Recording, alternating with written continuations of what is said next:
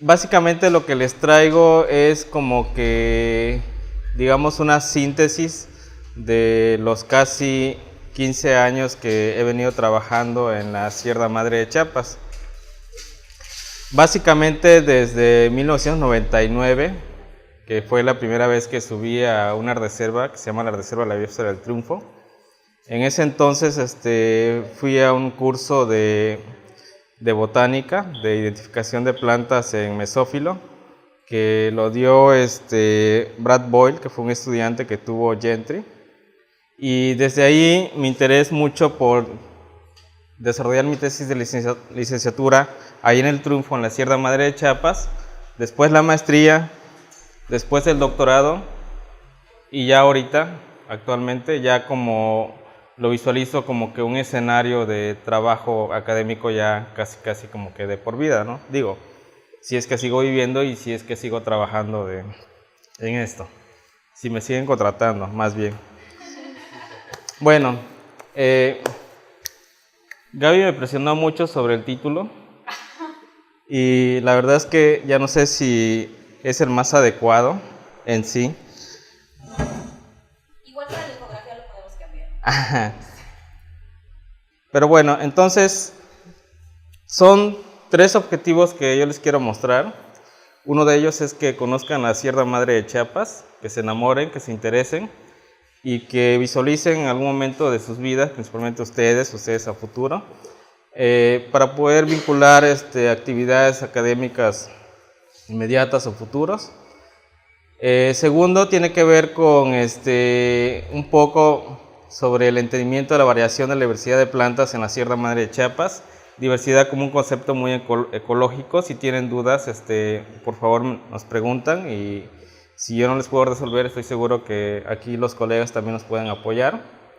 Y un tercer punto es mostrarles una actividad que están desarrollando unos colegas de unos ejidos que están asentados alrededor de la Reserva de la Biosfera del volcán Tacaná, ¿sí? Entonces, ellos están haciendo cosas muy interesantes en colaboración con mucha gente, incluyéndome, para finalmente terminar con la sesión de comentarios y preguntas.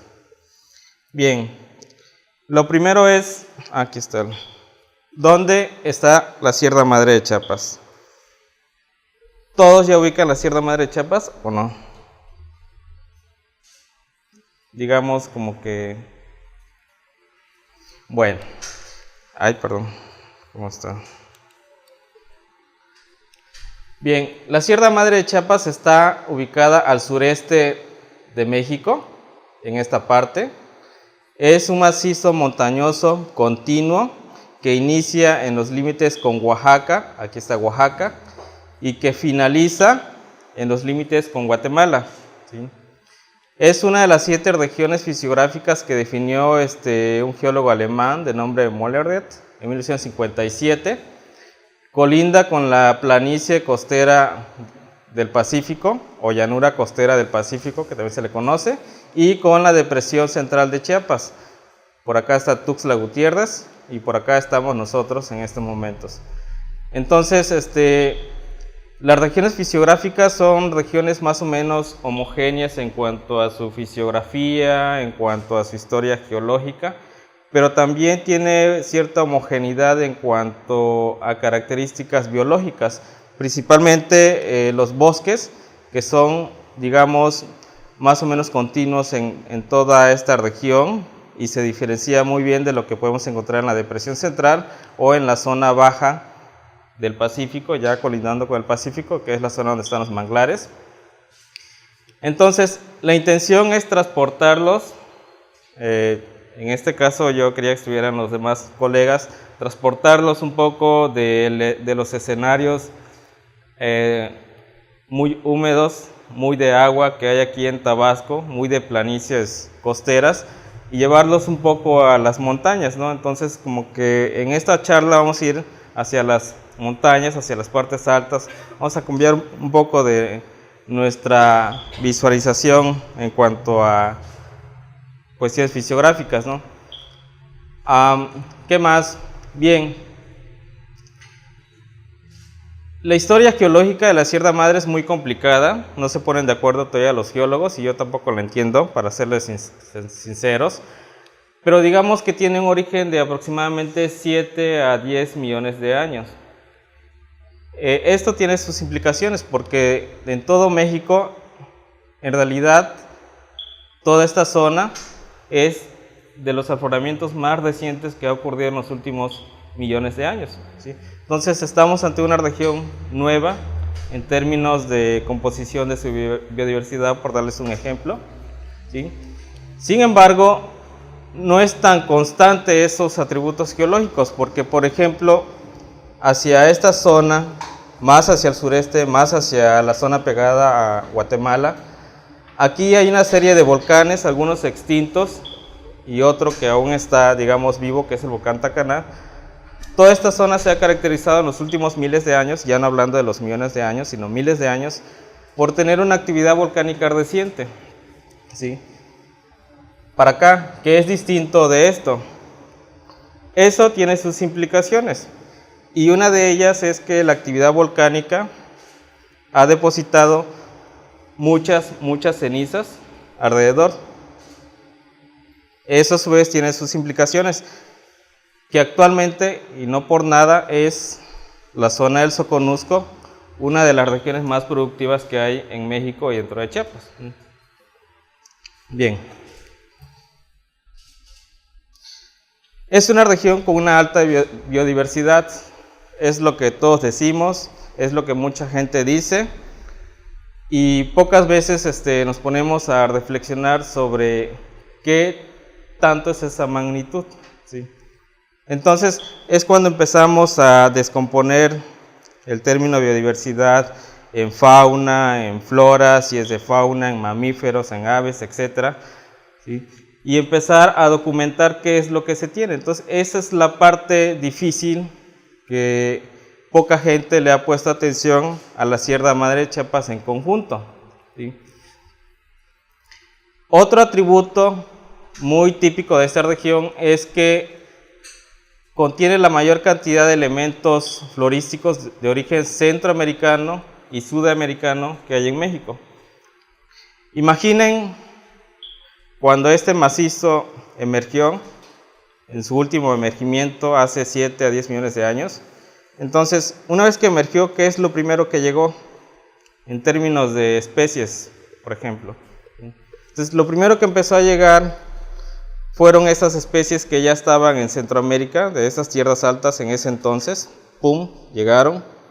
También llegaron elementos que estaban más hacia el sur, en Sudamérica, ¿sí?, de la región del Chocó, digamos, ¿sí?, algunos volando, otros transportándose, etc. Llegaron. También llegaron, en menor cantidad, elementos ubicados más hacia el norte de México, llegaron hacia acá. Entonces ha habido toda una migración de grupos taxonómicos, de linajes, de especies, que han enriquecido mucho a toda la región. Y en última instancia, y yo siempre pongo estas flores porque me gustan mucho, porque de alguna manera las he trabajado, son unas flores de unos 5 o 6 centímetros, algunos llegan hasta los 7, 8 centímetros, pero es un grupo de especies que se agrupan dentro del género Pseudomiltemia, de una familia que se llama Rubiaceae, de plantas, y es un grupo muy típico de esta zona, son endémicos, ¿sí? Hay algunas especies que brincan y que se encuentran hasta Oaxaca, hay otra que llega hasta Guerrero, pero la mayor cantidad están acá y están en Guatemala. Entonces, son especies, digamos, netamente típicas de la región, ¿sí? Y eso ha engrosado mucho la biodiversidad de la región y ha alimentado por diferentes fuentes o diferentes maneras que su composición sea muy variada. Hay elementos muy típicos en términos de faunas, y dentro de los que más destacan pues es el quetzal y el pavón, ¿sí? Entonces, igual como especies endémicas o cuasi endémicas, como le quieran llamar, el quetzal con una subespecie aparentemente en esta zona, en las montañas del norte. Bueno, cuando llegaba a las montañas del norte, ahí por por la zona de los Altos y también por las montañas de Oriente, ahí por la selva lacandona. Y el pavón que se restringe básicamente a esta zona y a la parte a la extensión más bien de la Sierra Madre de Chiapas en Guatemala. Bien. Lo interesante también es que hay todo un gradiente altitudinal en la Sierra Madre. Ustedes pueden partir desde el nivel de costa, digamos a 0 metros, y encontrarse en la zona de manglares, y de ahí ir escalando. Entonces, conforme van escalando, pueden encontrarse diferentes tipos de vegetación que incluyen en los bosques secos o bosques tropical caducifolio. Incluye los bosques tropicales perennifolios hacia las partes medias, bajas y medias. Incluyen lo que con diferentes nombres se le llama bosque de montaña baja, bosque de montaña alta, bosque mesófilo de montaña, bosque tropical húmedo, cloud forest, etc. Incluye las comunidades de bosques de coníferas. Podemos encontrar bosques de pinos, bosques de abies, bosques de juniperus, etc. Y hacia la parte alta podemos encontrar, este ya es el volcán Tacaná, a los casi 4060 metros, matorrales perennifolios, ¿sí? Plantitas que están casi a nivel de suelo, no más de 1 metro, que son árboles enanos, por así decirlos. Entonces hay toda una variación de tipos de vegetación que responde precisamente a ese gradiente altitudinal, o sea, desde la parte baja hasta la parte alta, perdón. Pero también hay un gradiente longitudinal que va desde la zona más noroeste, aquí, hacia la zona más sureste. Hay un gradiente climático de precipitación, de variables asociadas a la estacionalidad y de la temperatura que se manifiesta más a lo largo de ese gradiente altitudinal. Bien, si la dinámica de biodiversidad es un poco complicada, ya no digamos entonces lo que sucede con las dinámicas de uso de suelo. No tengo mucho que decir, en realidad hay gente que ha trabajado en mayor medida toda esta parte, incluidos los procesos de fragmentación y los incendios forestales. Pero lo que quiero decir es que lo que sucede en la parte más noroeste, la parte pegada con Oaxaca, en la Sepultura, las dinámicas son diferentes de lo que sucede hacia la parte más sureste, pegado con Guatemala. Mientras que en la parte más noroeste, por ejemplo, es frecuente los incendios forestales, eso no sucede en esta zona. Y no sucede precisamente porque la humedad o la precipitación juega un papel muy relevante. También hacia la Sepultura, la mayor actividad tiene que ver no solo con la producción de maíz, sino también con una ganadería, que en este caso es una ganadería de tipo extensiva, lo cual no sucede en esta zona, que es una ganadería más de tipo intensiva. Hacia aquí, en el Tacaná, en el Triunfo, Pico del Oro, la actividad se concentra en las partes medias de las montañas, por ejemplo, en la producción de café y cacao, cosa que no sucede en Pijijiapan y en la Sepultura. Por favor, tomen nota que lo que yo les estoy hablando es de la parte. Algo que se me olvidó decirles es que la Sierra Madre es una cordillera, entonces tiene dos vertientes, una que da hacia el Pacífico y otra que da hacia el Golfo, que es la depresión central. Entonces, lo que sucede en esa zona, para complicarles más el asunto, es totalmente diferente de lo que sucede hacia el Golfo, ¿sí? Entonces, en la manera en cómo yo me desenvuelva a lo largo de la charla, voy a hacer mucho énfasis de lo que sucede hacia la zona del Pacífico. ¿Va? Bien, otra de las características muy importantes de la Sierra Madre, por la cual mucha gente lo puede reconocer, es que precisamente mantiene uno de los bosques más continuos, extensos y mejor conservados del bosque de niebla, o bosque de montaña baja, o bosque de montaña alta, o bosque mesófilo de montaña, como más estrictamente se le conoce. Esto que ustedes ven, lo que está en digamos como en un verde muy claro, es la sierra madre. Y lo negro que está dentro de eso verde corresponde al mesófilo, ¿sí? Entonces es un macizote continuo, grandote, que se extiende hasta el sureste. Aquí está el Tacaná, ¿sí? Que se reduce hacia esta parte, aquí hay un municipio que se llama Motocintla, ¿sí? Que hay como que un descenso de las montañas, se va así. Entonces en esta parte es donde se pierde esa continuidad, digamos, del mesófilo, pero eso es lo que lo hace característico, ¿sí? El mesófilo en sí es considerado como que uno de los tipos de vegetación que tiene mayor cantidad de especies por unidad de superficie, ¿sí? De plantas, hablando en términos de plantas, perdón. Más para atrás. Bien, entonces, la segunda parte, una vez que ya les mostré qué es la Sierra Madre, tiene que ver con entender cómo se da esa variación de la biodiversidad, cómo cambia a lo largo de ese gradiente, digamos, longitudinal, o sea, desde sureste a noroeste, y cómo cambia desde la parte baja hasta la parte alta. Entonces, lo que les voy a mostrar a continuación es un estudio que hice desde el 2013 al 2016, que fue parte de mis estudios doctorales. Entonces, yo establecí 4 transectos altitudinales, es decir, desde la parte baja, entre los 100 y 300 metros de altitud, hasta la parte más alta, por encima de los 1700. Establecí 4 transectos que denominé Sepultura, Pijijiapan, Triunfo y en Pico del Oro. Entonces, tengo un gradiente altitudinal que va de abajo hacia arriba y dentro del cual delimité 4 bandas. En cada banda hice 8 parcelas de punto en hectárea para evaluar todas las especies de árboles que tuvieran un DAP igual o mayor a 5 centímetros.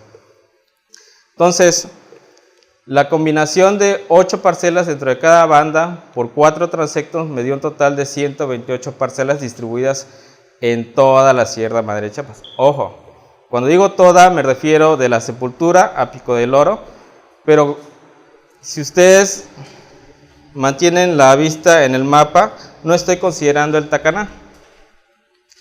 Y eso tiene sus implicaciones, porque en realidad el Tacaná, como les expliqué al principio, debido a esas características geológicas que lo hacen distinta del resto de la Sierra Madre, pues tuve que obviarlo por el momento. Entonces, tengo 4 transectos: Sepultura, Pijijiapan, Triunfo y Pico del Oro. Bien, una de las premisas que siempre se ponen a prueba es, dentro de una región, es detectar áreas de mayor diversidad. Para una región, ¿qué áreas tienen mayor diversidad? Yo creo que es una pregunta que mucho nos mueve a muchos de nosotros, porque eso nos permite entender o determinar más bien hacia dónde concentrar esfuerzos de conservación, ¿sí? Una vez que tengo mi set de parcelas, mis 128 parcelas, en las cuales encontré 444 especies de árboles, censé 12.533, entonces aquí solo estoy considerando la diversidad alfa. La diversidad alfa, para que nos pongamos en contexto, se refiere únicamente a qué especies son las que estás encontrando en una unidad de muestreo, ¿sí? Es decir, imaginen que cada uno de nosotros somos especies diferentes. Entonces, la diversidad alfa se refiere a cuántas especies diferentes hay en ese salón, ¿sí? Entonces, esto que estamos detectando aquí, lo comparamos, por ejemplo, con otra sala en otra planta y lo comparamos, ¿sí? Para que estemos más o menos en sintonía. ¿Más o menos? Intuitivamente es tan fácil, o sea, 1, 2, 3, 4, contar y ya. Pero empiezas a meter ruido cuando empiezas a considerar sus abundancias, ¿sí? No es lo mismo una especie que dentro de una unidad de muestra tenga 10 individuos a otra especie que dentro de esta misma unidad de muestreo tenga solo un individuo. Entonces, eso tiene sus implicaciones. Bien,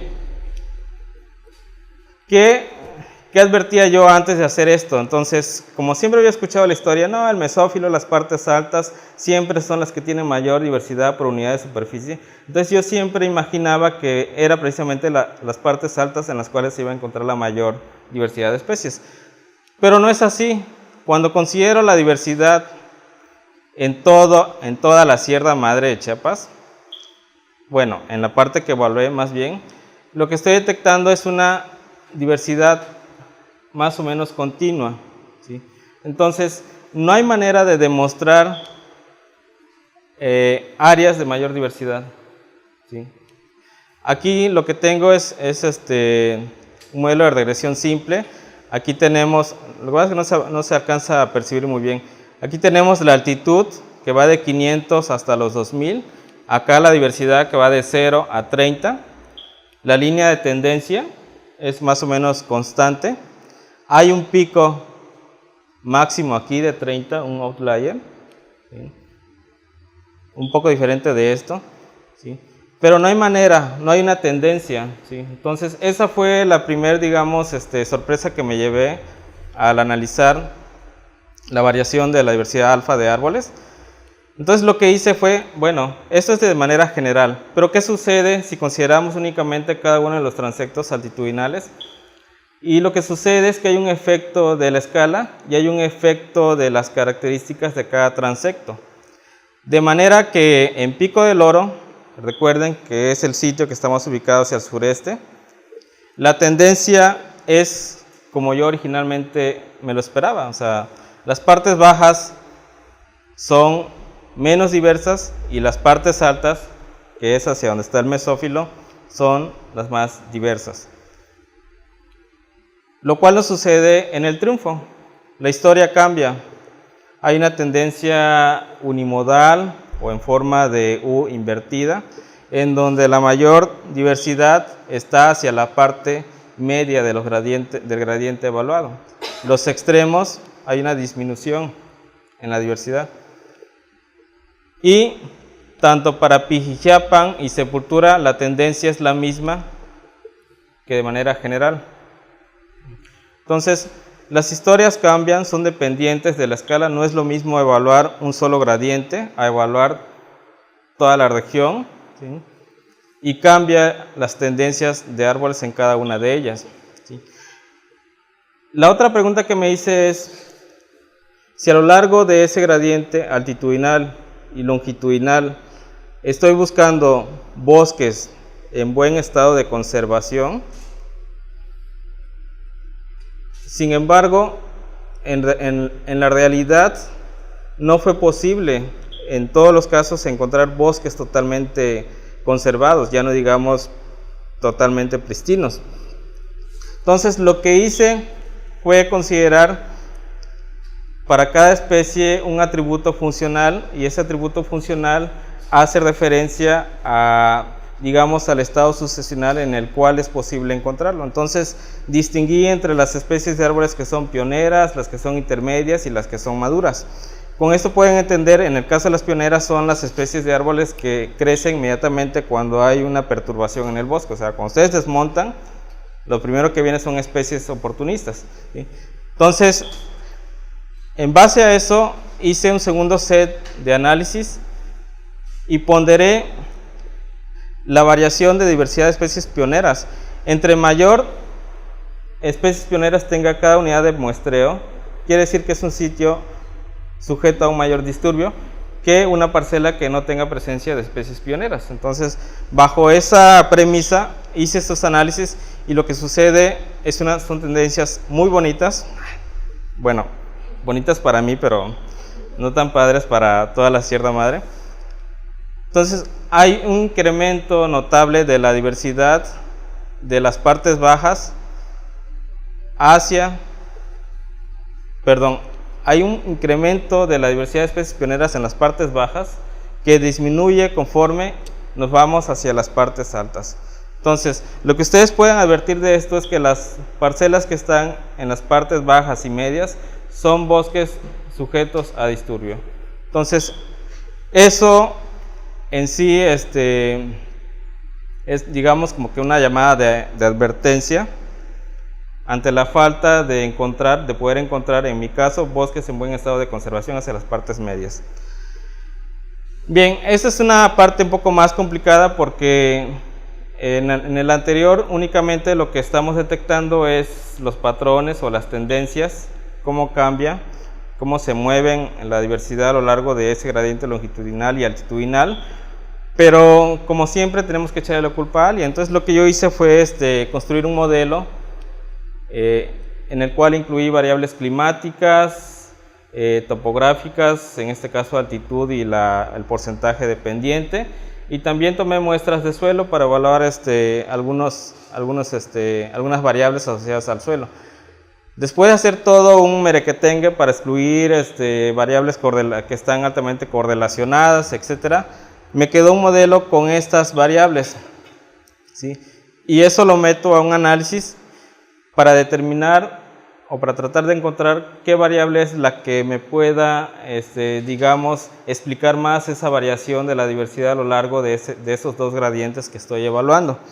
Bien, entonces fueron dos variables las que salieron significativas. La más importante fue una variable asociada a la precipitación del cuatrimestre más cálido, es decir, una variable asociada a la estacionalidad, ¿sí? Y la segunda es la isotermalidad. Entonces, ambas, que son las que vemos acá, es esta precipitación del cuatrimestre más cálido y acá isotermalidad.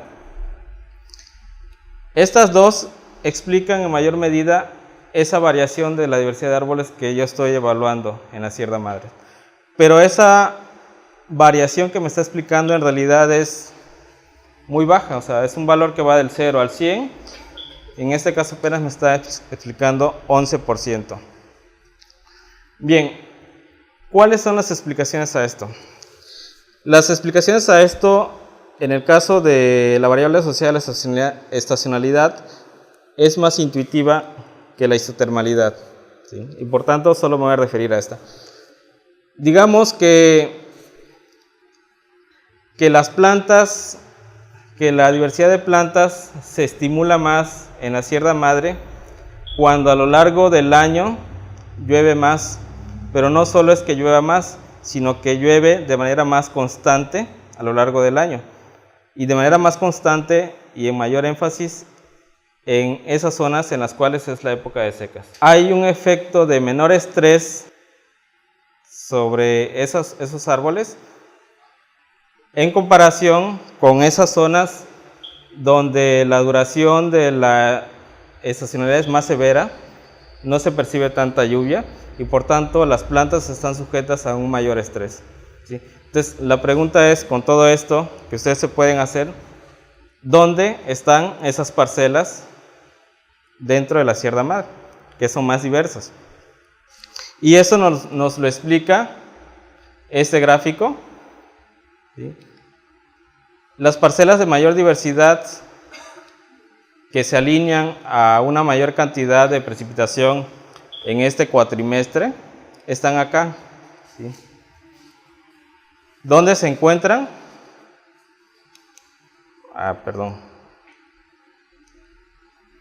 ¿Dónde se encuentran? Están aquí, en Pico del Oro, por acá, ¿sí? Sí. En las partes intermedias entre los 1300 y 1500 metros sobre el nivel del mar. Es ahí donde, digamos, encontramos las parcelas que tienen mayor cantidad de especies de árboles por unidad de área muestreada, ¿sí? ¿Por qué aquí?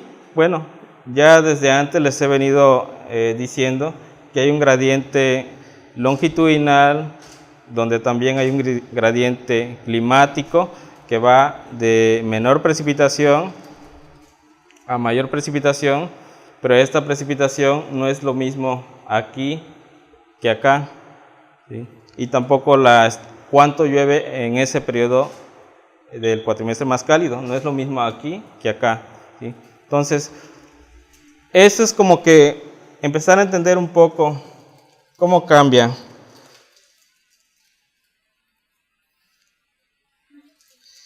Bien. Tú dijiste que también había un gradiente en cuanto al uso del fuego que era mucho más acentuado hacia la Ajá. cintura y hacia el pico del oro. Y pues ya está muy documentado que el fuego tiene un efecto súper invasivo en las especies y que solo permite que crezcan un número de ellas, ¿no? Cuando hay respectivos fuegos. Ajá. Como una estrategia de uso. Entonces, ¿qué efecto tiene esta variable? ¿Con qué efecto podría haber tenido esta variable en sus resultados? Ya. Tu pregunta es, no es fácil. Y yo siempre me la hacía porque cuando yo trato de explicar la variación de diversidad, entonces yo tengo que incorporar variables no solamente asociadas al clima, a la topografía y al suelo, sino también tenía que incorporar variables asociadas al disturbio, ¿sí? Sin embargo, fue tan complejo tratar de determinar cuantitativamente y cómo incorporar en los modelos, y realmente no tuve forma de hacerlo. No tuve manera, ¿no? Sin embargo, si bien los incendios forestales son constantes en esta zona, lo que sí es claro es que los incendios se concentran básicamente en las zonas de pastizales y en las zonas de bosques de pino, básicamente, ¿sí? Entonces, precisamente para evitar un sesgo al tener unidades de muestreo en pinos y luego en un bosque tropical caducifolio o un bosque tropical perennifolio o lo que sea, era claro que iba a tener unas tendencias marcadamente diferenciales, porque tú sabes, ¿no?, que los bosques de pinos podemos encontrar 1, 2 o 3 especies, si acaso, ¿sí? Entonces yo excluí los bosques de encino en mis evaluaciones, aquí, bueno, en toda el área de muestreo. Entonces, digamos que eso como que me evita un poco el problema de tener ese efecto que no estoy midiendo, ¿sí? Porque el fuego se da en las zonas de pastizales y en las zonas de bosques de pino. Y los muestreos, al menos en este caso, se hicieron en bosques tropicales caducifolios, en donde el régimen del fuego, digamos, no me consta que en algunas parcelas no haya habido, pero para la mayoría no había eventos recientes de incendio. Pero es difícil, o sea, sí. ¿Sí? ¿Alguna otra pregunta?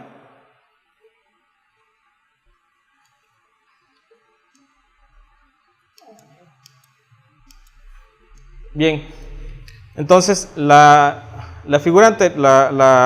diapositiva anterior era sobre lo que sucede a nivel general. Entonces lo que hice fue lo mismo. Ahora, si ya visualicé qué sucede de manera general, ahora qué pasa si agarro nada más un transecto, ¿sí?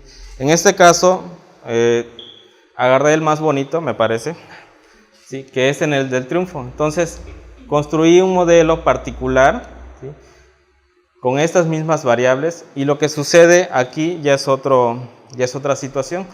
Lo que sucede es que en este caso la altitud es la única variable significativa.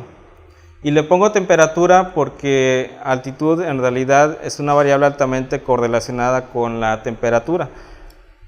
Si ustedes están abajo, tienen una determinada temperatura. Entonces, conforme nos movemos altitudinalmente, también nos movemos con la temperatura. Entonces, la relación es casi perfecta, o sea, es del 0.97. ¿Sí? El poder explicativo del modelo se incrementa sustancialmente en casi 30%, que está dada únicamente por una variable. ¿Sí? Entonces, eso sucede para el Triunfo. Hay una tendencia más o menos similar para Pico del Oro, y para Pijiapan y Sepultura simplemente el modelo no me dio nada, ¿sí? Bien, entonces eso es con la diversidad alfa. Hay otro componente dentro de la diversidad que es la beta, que ya no se refiere a cuántas especies por unidad de superficie estamos encontrando, sino se refiere a qué tanto cambia una unidad de muestreo en cuanto a sus especies y su composición con otra, ¿sí? Bueno, el concepto de diversidad beta es un poco complicado, ¿sí? Entonces, digamos que para fines de lo que yo busco, nos ajustemos a esta definición que está acá. ¿Qué tantos ensambles o comunidades de árboles es posible encontrar en una unidad de muestreo o unidades de muestreo? Es decir, si aquí todos somos especie A, B, C, D, F, G, H, I, etc. Si ese set de especies las comparamos con las que hay en otro taller, en otro salón, y si aquí termina en F el nombre de las especies y acá empieza en F, G, H, ¿sí? Entonces, de lo que hay en adelante, esas especies son totalmente diferentes a lo que estamos aquí, ¿sí? Entonces, podemos decir que esta comunidad es totalmente diferente de la que está allá. Entonces, a eso se refiere un poco el concepto de diversidad beta. Bien, yo tomé dos índices bajo un concepto que se llama diversidad verdadera o números de Hill. Si gustan, luego se los puedo explicar más a detalle. Pero básicamente esos índices generan valores que van de 0 a 1.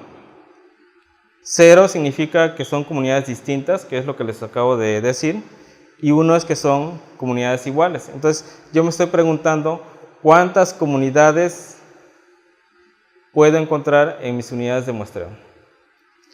El problema aquí es un problema de que los índices quizás no son tan intuitivos, porque no me está diciendo cuántas hay, sino me está diciendo qué tantas esperadas puede haber.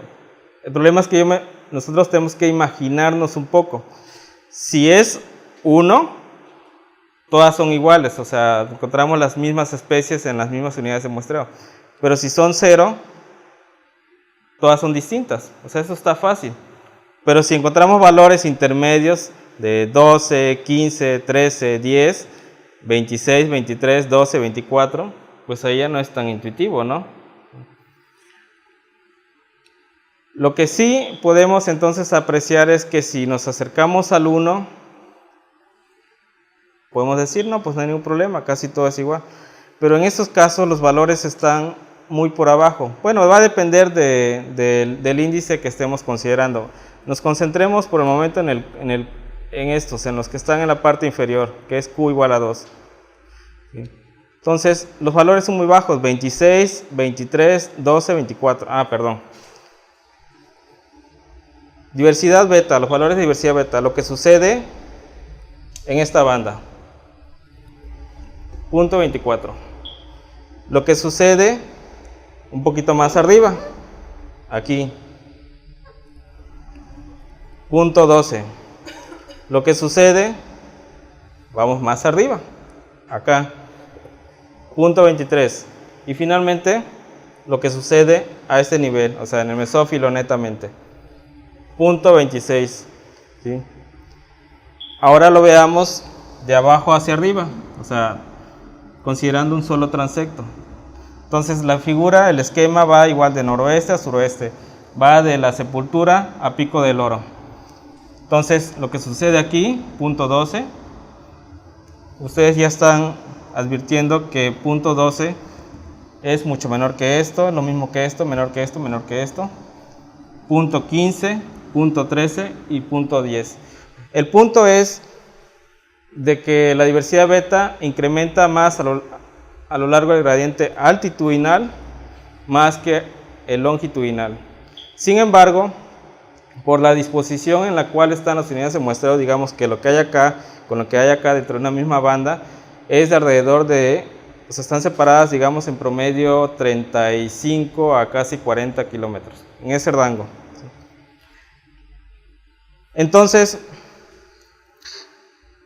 El punto es que casi lo que hay acá, en términos de composición de bosques, es casi diferente de lo que hay más arriba, de lo que hay más arriba y más arriba, pero esa historia es casi la misma que lo que hay a lo largo de ese gradiente altitudinal.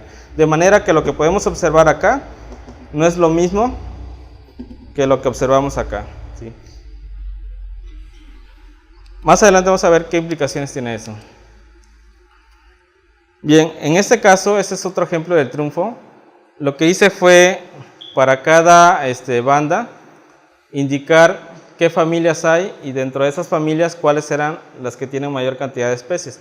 Entonces, en la parte baja, la familia que tiene mayor número de especies es Fabacia con 12, Anacardiaceae con 4, Malvaceae con 4. Entonces, son familias típicamente de climas tropicales, de ambientes muy cálidos, digamos. Y lo mismo sucede en la parte de 700 a 900, un poquito más arriba. Se repite Fabaceas, que son las leguminosas, las Malvaceas y Rubiáceas. Cuando nos vamos hacia los 1300, 1500, digamos que son como que las partes intermedias, donde ya empezamos a ver el mesófilo, vemos una familia que es la familia del aguacate, que son las Lauráceas, y las Rubiáceas. Las Rubiáceas son especies de la familia del café, ¿sí? Y hacia más arriba, las Lauráceas se mantienen y las Rubiáceas se mantienen. Entonces, esto de acá en términos de familia es diferente de esto que está acá. Así como que, ya, qué chiste. Pero no, esto es bien interesante, porque resulta que para el quetzal y el pavón, su mayor fuente de alimentos, de la gama de especies que usan para comer, las principales están las Lauráceas. Entonces, yo con esta figura simplemente les puedo decir por qué nunca el quetzal lo vamos a encontrar acá y mucho menos acá. Simplemente por una disposición de alimentos. Entonces, es muy ilustrativo y también es muy ilustrativo para mostrarles cómo cambia a este nivel de familias, incluso de lo que hay acá abajo, de lo que hay aquí arriba. ¿Y para qué todo este merequetengue? Después de tener los resultados, recibí una invitación para dar una plática sobre cómo cambian los bosques a iniciativa de Conservación Internacional, que es una ACE muy importante que está trabajando en esa zona. Y de lo que se trataba el taller era como que de determinar dentro de la Sierra Madre aquellas áreas prioritarias que deben estar sujetas a restauración y o conservación, ¿sí? Es fácil decir eso porque en realidad cualquier persona podría decir pues que las partes altas, ¿no? Porque ahí está el mesófilo. Sin embargo, lo que ellos estaban advirtiendo es que como las partes altas están las reservas de la biosfera, entonces a lo mejor no era tan necesario priorizar esas áreas, sino otras, ¿sí? Entonces, con todos estos estudios y resultados que yo les mostré, es claro que la diversidad alfa es más o menos constante, pero se observa un incremento hacia esta zona. La diversidad beta es más o menos constante, digamos, pero es alta. O sea, lo que hay acá es diferente de lo que hay acá. Sin embargo, si recuerdan una de las figuras respecto a las especies pioneras, las tendencias de diversidad de especies pioneras, los bosques están más sujetos a disturbio, los que están en las partes bajas y medias bajas, a lo que sucede en las partes altas. Entonces, desde mi punto de vista, son esos bosques que están ubicados hacia las partes bajas donde hay que priorizar o enfocar acciones de restauración. En las partes altas, pues sí, es importante, ¿no? Aquí está la reserva de biosfera del Triunfo, aquí está la Sepultura, entre la Sepultura y el Triunfo está la Frailescana. Entonces, de alguna manera, digamos, hay como que acciones ya que se pueden reconocer para conservar esos bosques en las partes altas, pero no es lo mismo en las partes bajas. Entonces, la conclusión de ese taller al que llegamos es que hacer una especie de bandas en donde se van a focalizar esas acciones de restauración. Eso fue hace 4 o 5 años, ya ni me acuerdo. Entonces ya no sé en qué parte de la historia van en cuanto a esto. Bien. La segunda mini historia que les quiero contar, hace más o menos un mes me invitaron a un evento, a un coloquio de crácidos. Los crácidos son unas aves grandes, casi no vuelan. Bueno, yo no soy experto en aves. En crácidos se incluyen los guajolotes, para hacerles fácil la vida, el pavón, ¿sí? Y unas especies que son del género Penelopina, no sé cuál sea el nombre común. Entonces, lo que están tratando de hacer es juntar personas de los ejidos dentro de las reservas federales en el Tacaná, que es el siguiente ejemplo que les voy a mostrar, que de hecho ya ellos llevan un buen tiempo trabajando, en el Triunfo, en la Frailescana y en la Sepultura. Conformar grupos de gentes, de personas de los ejidos que puedan hacer actividades de monitoreo de dos aves, del pavón y de esta especie que se llama Penelopina nigra. No recuerdo ahorita cuál es el nombre común. Entonces, que ellos vayan, que definan senderos, rutas, etcétera, y bajo un sistema estandarizado de muestreo puedan hacer sus anotaciones. Detrás de todo esto está trabajando Fernando, que es el experto en crácidos y particularmente en pavón, ¿sí? Entonces él, junto con muchas personas, incluyéndome, estamos como que apoyando a esta iniciativa. Fernando hizo su tesis de licenciatura con el pavón en 1985, ya se imaginarán. Después hizo su maestría, siempre me gusta contar esto.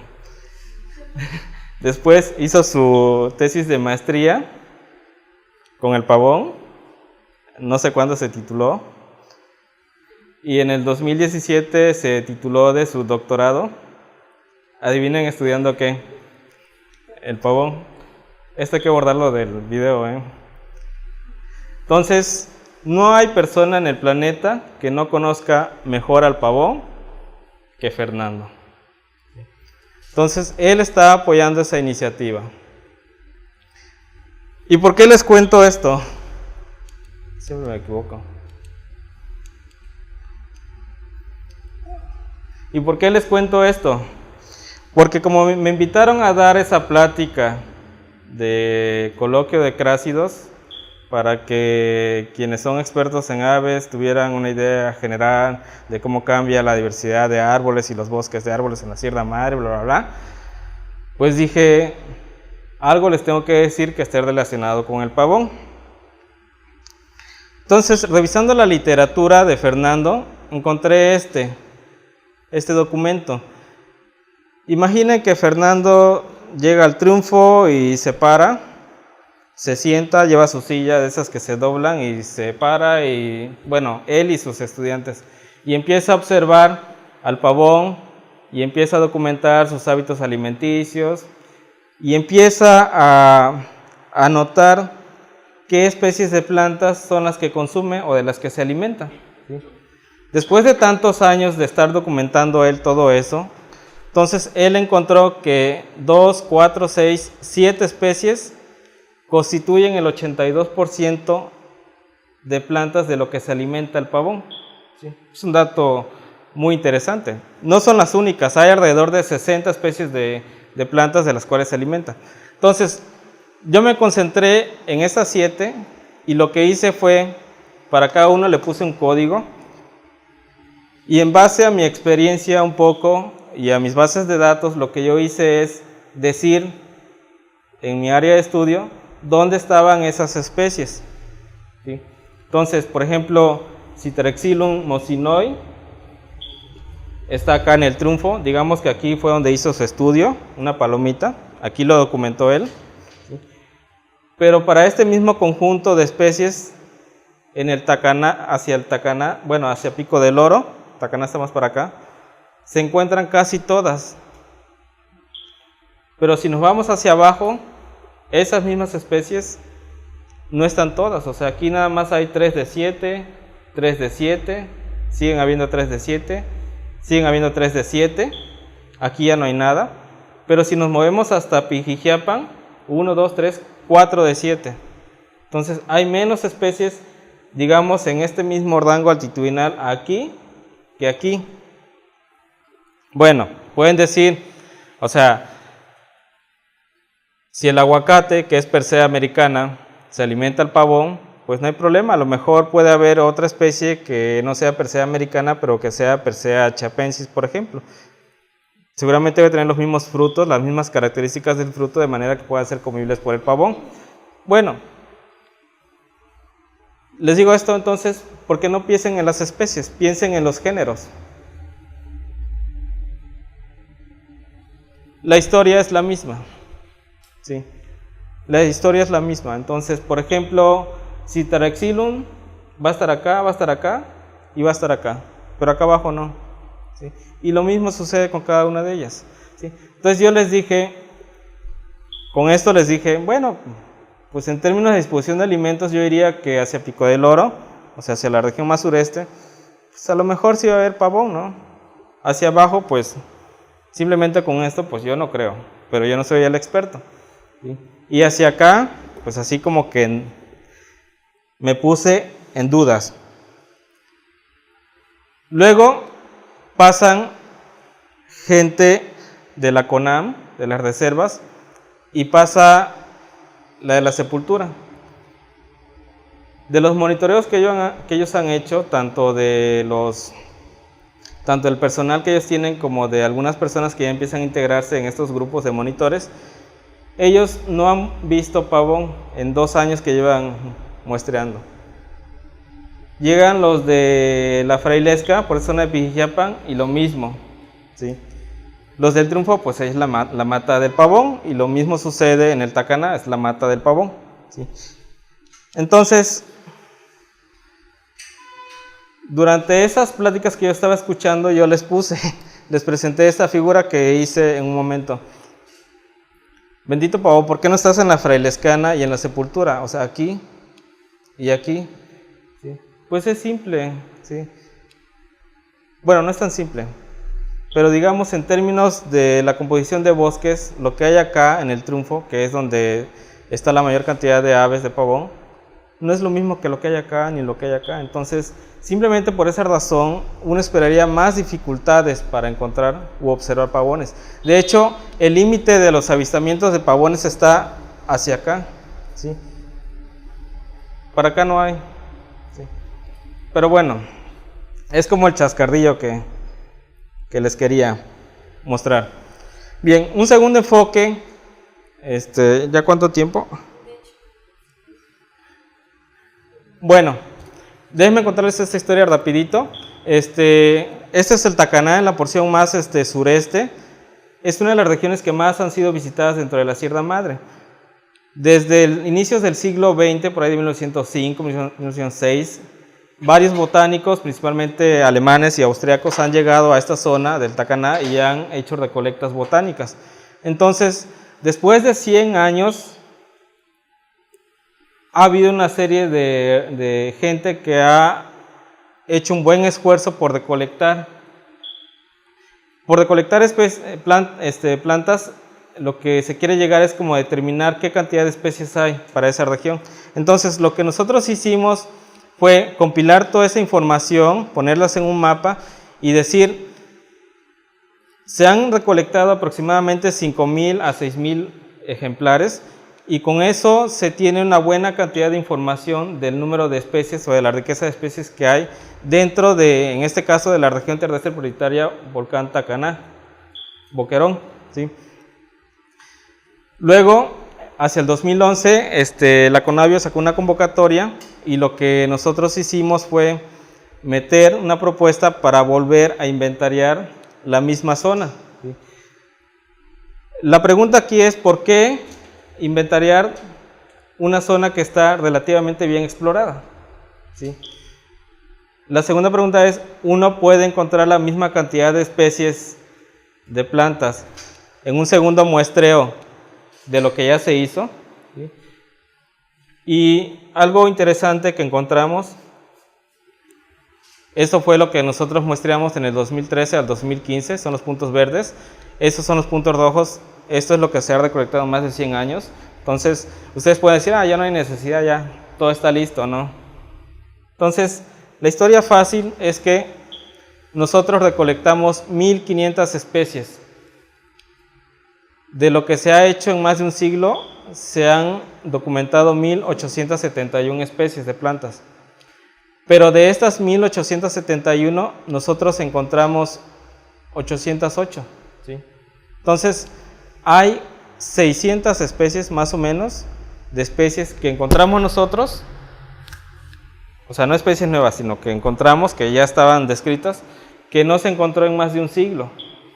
Pero hay casi 900 a 1000 especies que se encontraron en este proceso, en toda esta fase, en estos 100 años, que no encontramos nosotros.